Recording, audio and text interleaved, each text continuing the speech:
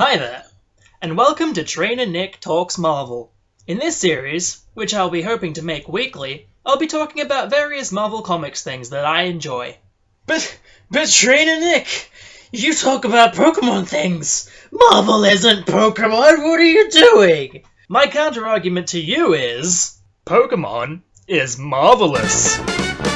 Please don't hate me for that. Anyway, normally I'd only be reviewing certain stories, but for this, the first episode, I'm going to review an entire run. Today, I'm going to talk about Matt Fraction's run on Iron Man, a 60-issue run which runs from after Civil War through to the end of the Heroic Age. So, let's get to it! Matt Fraction's Iron Man run.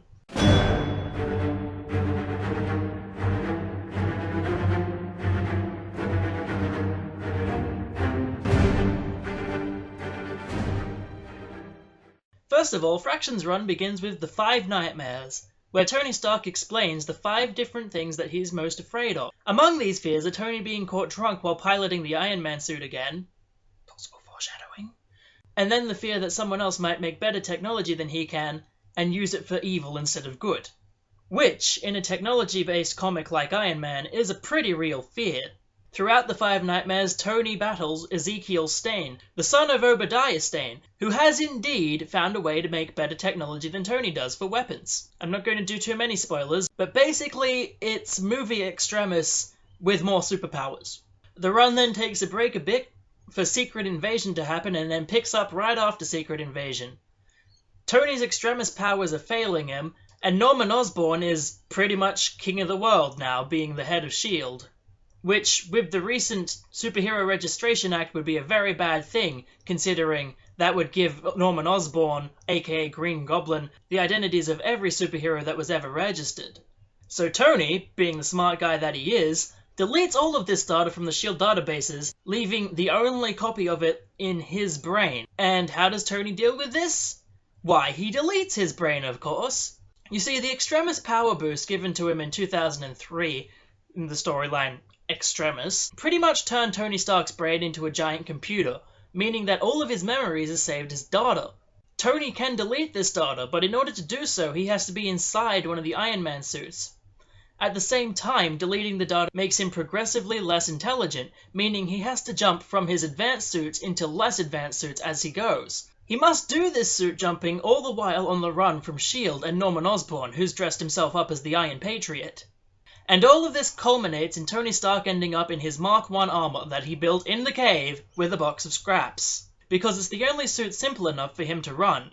Finally, we end up with an epic curb stomp battle between the Iron Patriot and the first Iron Man armor, where Tony outwits Norman Osborn into beating him up on camera in front of the world, meaning that Osborn's publicity goes right down. World's Most Wanted is probably my favourite part of Fraction's run. It just showcases Iron Man history so darn well, while instilling a real sense of urgency in Tony's situation. He's always got to stay one step ahead of all of S.H.I.E.L.D. and the rest of the world as well. And he manages to. Then the action stops again to make way for Siege, where somehow a brain-dead Tony Stark helps out as Iron Man and stuff. I don't quite understand how that happens. But then it gets back into Fraction's run with Stark disassembled. Stark is now brain-dead, essentially, but has left clues to the others as to how they can reboot his brain. First of all, there's a hard drive with all of his memories up to the point where he got Extremist, which fills in all the memories that he needs after having his mind blanked. However, Tony himself is still trapped in the center of his mind, and in order to get him out, they send in Stephen Strange to hack into his brain and use magic to bring him out. This sounds incredibly corny, but it's very much fun to read. All the while, Tony is hallucinating about his parents and being someone helping them out in the desert, while he keeps finding the remains of an Iron Man armor. And eventually he manages to break through that barrier that was keeping him down.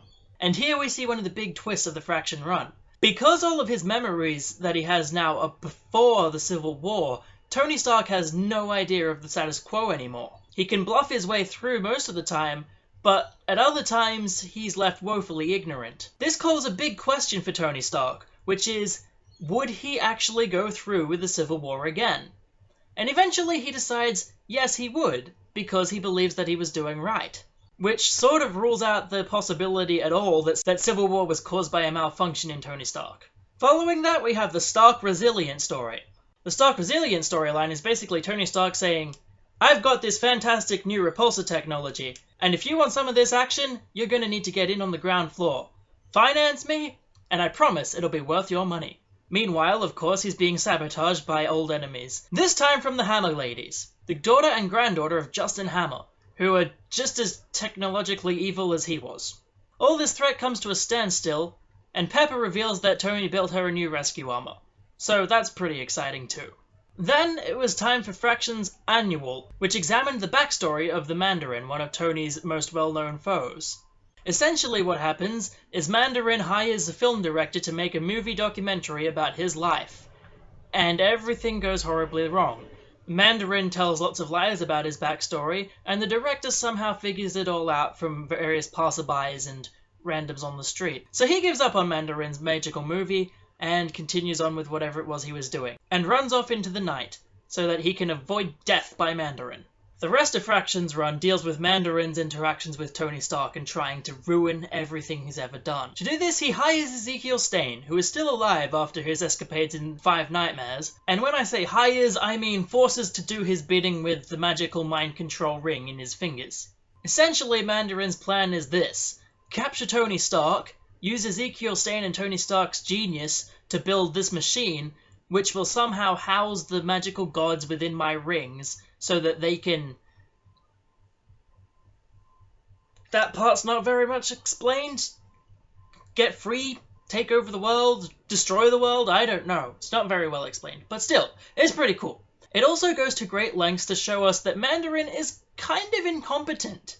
I mean, sure, he's pretty good at Kung Fu, and he's got these magical rings, but first, he can't even force this lousy movie director to make a fake propaganda film. Then, even with the magical mind control pinky ring, he can't force Tony Stark and Ezekiel Stane to build his machine properly and stop them from uprising. And finally, at the end of it, Mandarin just throws a big tantrum and devolves into a crybaby, with the end result that Mandarin comes away from this feeling really bad.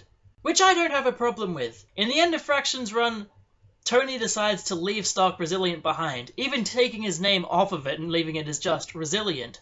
He builds this new armor, a space armor, and flies off into space, so that he can discover himself, or something. And that pretty much wraps up Fraction's run in a nutshell. Fraction's Iron Man does some things very, very right. For one thing, the entire run is a focus more on Tony Stark than on Iron Man, which most good Iron Man stories are. It deals with his fears, it deals with his personality issues, it even deals with his alcoholism again, which may not be necessary, but totally happens and it makes for a good story, so, you know, I give it 10 out of 10. It puts Pepper in the rescue armor, which is pretty cool, and it also gives Pepper a lot of backstory. It examines Pepper Potts' story very, very thoroughly, and it's always really nice to see an author give a supporting character some sort of development like this.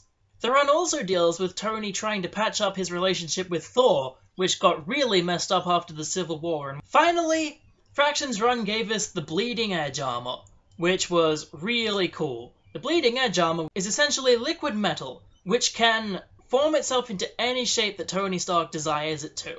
It's plugged into his brain the same way Extremis was, so he controls it all with his mind. And it has a lot of eyeballs in it. By eyeballs, we mean eyeballs. Tony Stark calls them eyeballs because he can see through them, but they're really just machines. More cameras for him. On top of this, Fraction's run gives us the two Hammer ladies, and Ezekiel Stane, both of whom are a joy to read. And as I've said before, World's Most Wanted gives us such a good look at the various suits throughout Iron Man history.